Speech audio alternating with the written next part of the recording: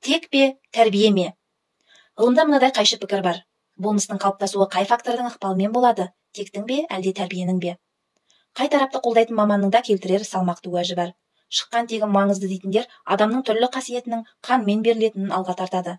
Әке-шеше, ата-бабасының бойындағы зеректік, алғырлық, ептілік, байқампаздық сияқты түрлі қасиеттер ұрпаққа ДНК арқылы дариды. Адам сол қасиеттер арқылы тұлға болып қалыптасады.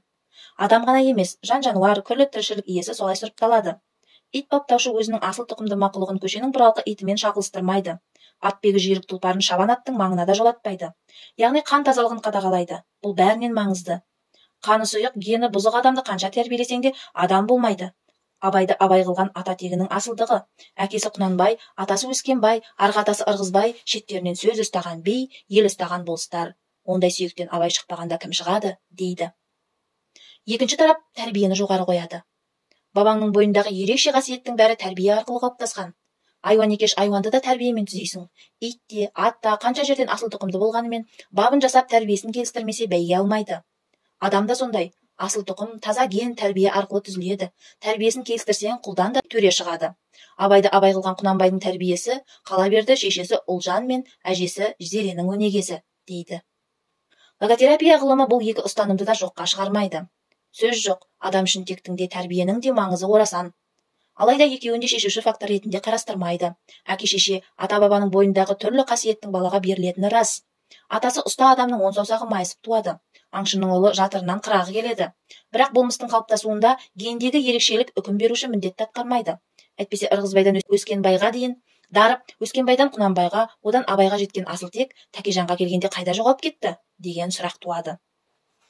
Егер тектіден текті ғана туатын болса, Абайға күн көрсетпеген ағасы Тәкежан қайдан пайда болды? Сондықтан бәрін сүйек шешеді деген уәж орынсыз. Мұндай ұғым тек жан-жануарға қатысты ғана қалтқысыз қолданылады. Асыл тұқымды жануардың төлі міндетті түрде асыл тұқымды болады. Өйткені мұнда биологиялық заңдылық бар. Олар детерминистік шарттарға бағынады. Ал адам тек қана биологиядан тұрмайды. Оның болмысы жасақталғанда рухани сипаты да белсенді араласады.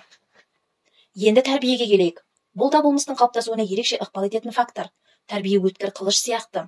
Мұнымен қаруланған адам ниет етсе, жарқырап биікке өрлей алады. Алайда тәрбиенің жеті атасын көрсе де, қыңыр ат жақ қисайып басын ала қашатын пенделерді қайда қоямыз? Құнанбай өсиет айтарда Тәкежанды қораға қаматтырып қойған жоқ. Абай естіген өсиетті ол да естіді. Ұлжан мен Зере ертегі қисса айтқанда даналықтың сөлді жерін бөліп жарып Абайға ғана құйған жоқ. Тең айтты. Бірақ ол бір ұл, күллі ұлттың ұстазына айналған дана болып шықты. Екіншісі жүрген жеріне шөп шықпайтын қыңырға айналды. Сонда тәрбие қайда кетті? Деген сұрақ туады. Демек, болмыстың қалыптасуына әсер ететін бұл екеуінен де бөлек әрі негізгі фактор тағы бар. Адам трансцендентті жаратылыс. Ол еркін. Еркіндігі арқылы тек пен тәрбиенің тізбегін үзуге қабілетті. Өсіп жетілемін дегенше өмір жолында түрлі ситуацияға тап болады. Содан шығу үшін үнемі шешім қабылдаумен болады. Ал бұл жауапкершілікке алып келеді. Экзистенциалистердің адам өле-өлгенше шешім қабылдауға мәжбүр болатын тіршілік иесі дейтіні осыдан. Өмірдегі әр сәт пендеге таңдау жасауды, шешім қабылдауды талап ете береді. Таразбасы ардың жолымен пендешіліктің арасында теңселіп тұрады. Осындай шешуші сәтте тек пен тәрбие артқы шепке шегінеді. Алдыңғы планға адамның қалау еркі немесе еркіндік феномені шығады.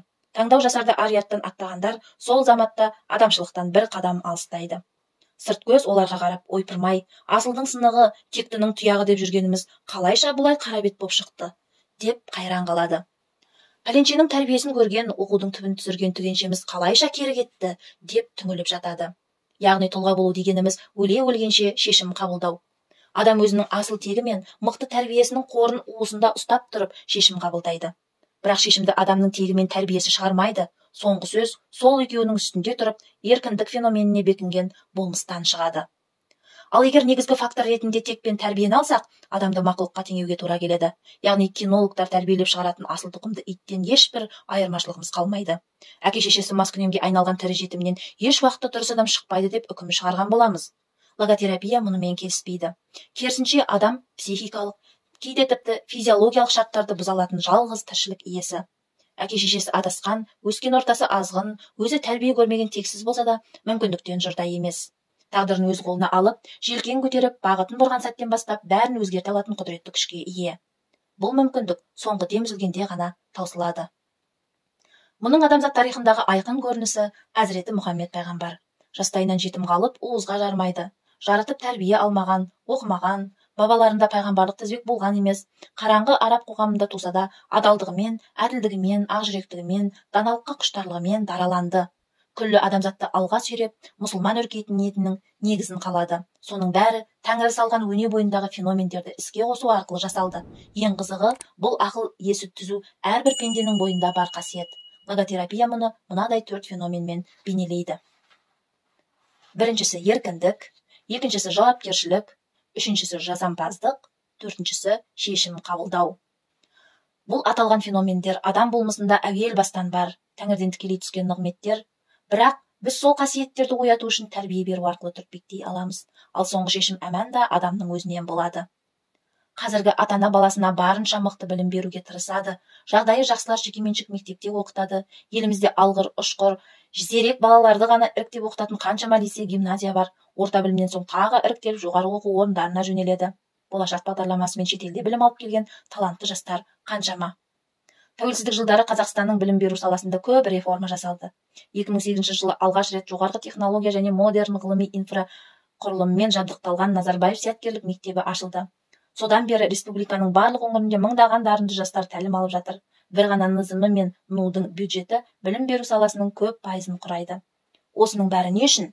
Білімді азамат елдің тірегі, мемлекеттің ұстыны. Осы жастар қоғамдық өмірдің тамырына қан жүгіртіп, елді өркениетке жетелейді деп сенеміз. Қоғамдағы әділетсіздікпен күресу, сыбайлас жемқорлыққа қарсы тұру, ар-ождан мен сөз бостандығын қорғау үшін білім ғана емес, қайраткерлік пен күрескерлік қасиеті қажет. Сондықтан логотерапия бойынша тұлға болып қалыптасу, білімді азаматтың Тәңірден берілген 4 илахи қасиеті қаншалықты тұтынатынына байланысты.